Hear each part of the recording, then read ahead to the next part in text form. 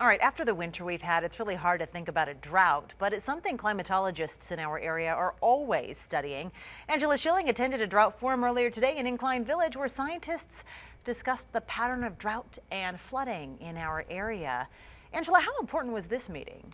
Well, it was very important considering we live in a dry area. Drought research is always beneficial. It's likely we'll need it at some point down the road. It only took us a year to go from this to this. We go into drought more slowly, but we tend to come out of it pretty fast with a really wet winter. This year was a prime example, but climatologists say the transition from drought to flooding has happened before. We've seen extremes like this in the past, certainly. 77 was one of the driest years here in the West, and 78, really strong wet year with some flooding in January. So it's been seen before.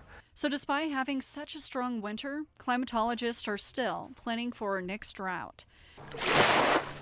These punctuated wet events, they are very helpful, but they're not too far before you'll find another dry year come around.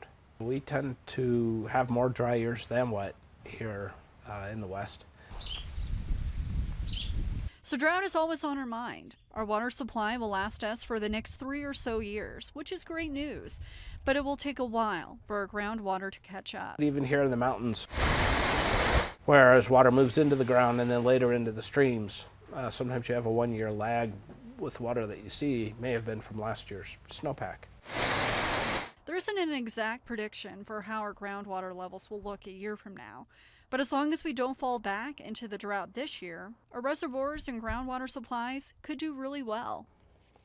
And one area climatologists and meteorologists would like to improve on is with the long-term forecasting. Of course, that could be a real challenge.